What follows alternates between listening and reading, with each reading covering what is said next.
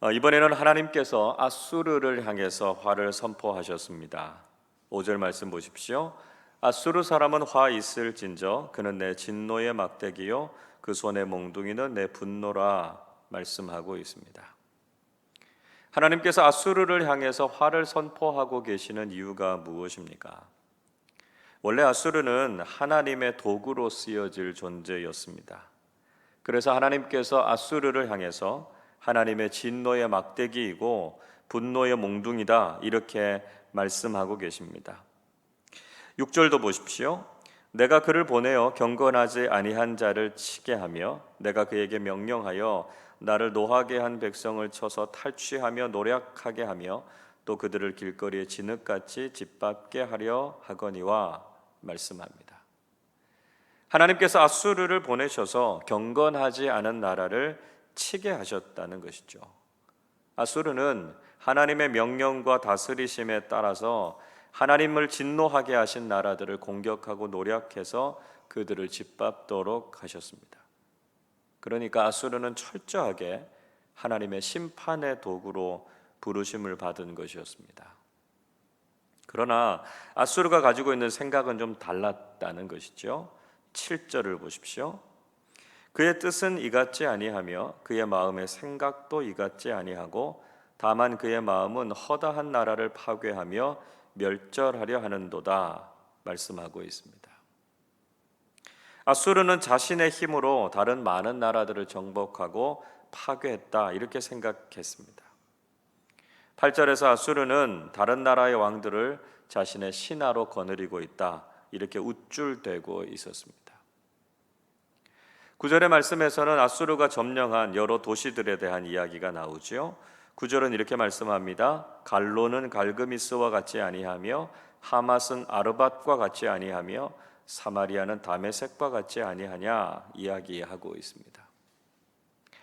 아수르는 갈로, 하맛, 사마리아와 갈그미스, 아르밧, 다메섹을 비교해서 이야기하고 있습니다. 이 순서는 남유다의 수도인 예루살렘에서부터 제일 먼 순서대로 차례대로 언급하고 있습니다. 갈그미스라고 하는 도시, 예루살렘에서 북동쪽으로 약 563km 정도 떨어져 있는 도시였습니다. 유프라테스 강 유역에 위치해 있는 고대 성읍 아주 유명한 도시죠. 이 갈그미스가 주전 717년에 아수르의 사르곤 왕에 의해서 정복됐습니다. 갈로는 갈그미스로부터 남쪽으로 한 90km 정도 떨어져 있었던 성읍인데요. 주전 738년에 아수르 왕 디글랏 빌레셀 3세에 의해서 점령당했습니다.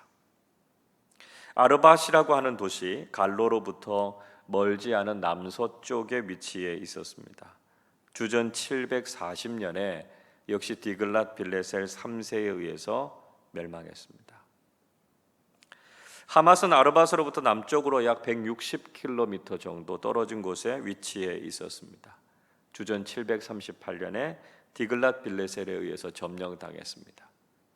그 이후에 저항하고 폭동을 일으켜서 잠깐 독립을 했지만 주전 720년에 완전히 멸망하고 말았습니다. 다메섹은 하맛 남쪽으로 한 160km 정도 떨어져 있었던 아람의 도성이었습니다. 주전 732년에 아수르에 의해서 점령당하게 되죠. 그리고 사마리아, 우리가 잘 아는 북이스라엘의 수도죠. 주전 722년에 아수르 왕 사르곤 2세가 사마리아를 함락하게 됩니다. 아수르는 자신들이 차례대로 정복한 도시들을 언급하면서 남유다와 예루살렘도 점령할 것이다 이렇게 자신하고 있었습니다. 11절이 이렇게 말씀하지요. 내가 사마리아와 그의 우상들에게 행함같이 예루살렘과 그의 우상들에게 행하지 못하겠느냐 하는도다 이야기합니다. 아수르의 왕은 사마리아를 점령한 것처럼 머지않아 예루살렘도 점령할 것이다 이렇게 엄포를 놓고 있습니다.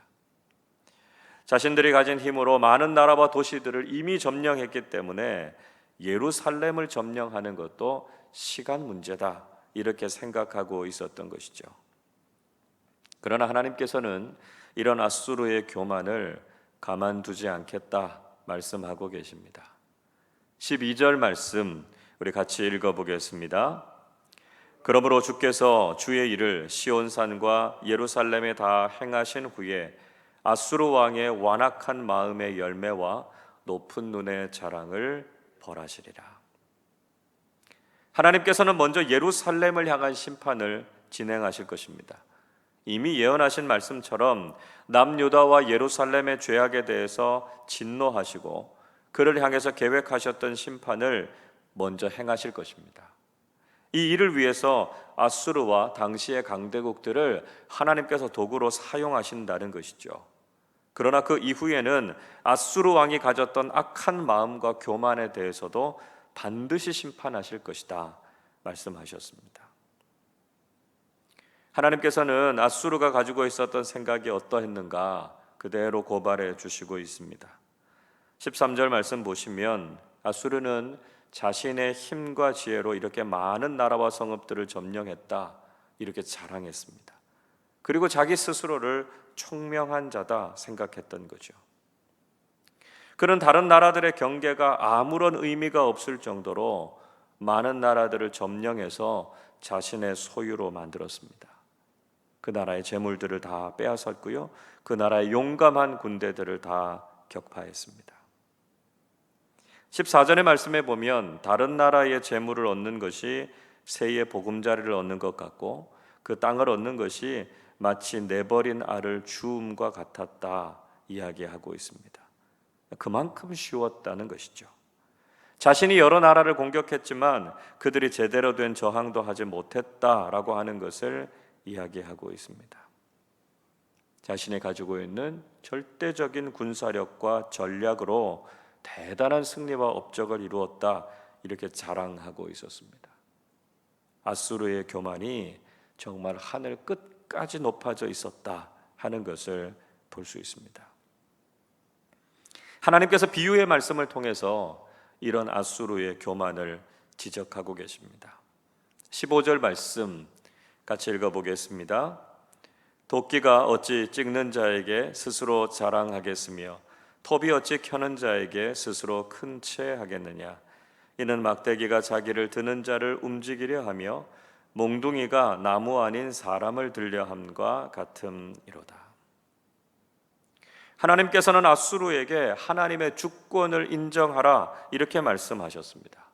도끼가 그 찍는 자에게, 톱이 그 켜는 자에게, 막대기가 자기를 드는 자를 향해서 어떻게 스스로를 자랑할 수 있겠느냐 반문하고 계시죠.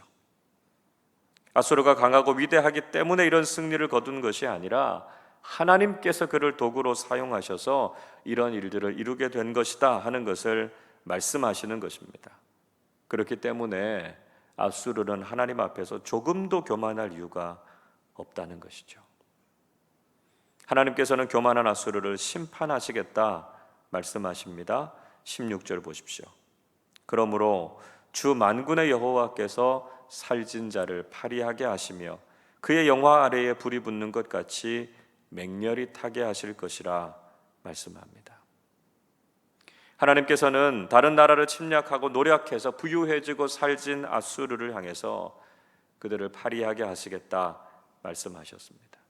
그리고 그들이 가진 모든 것을 다 불타게 하시겠다고 말씀하죠.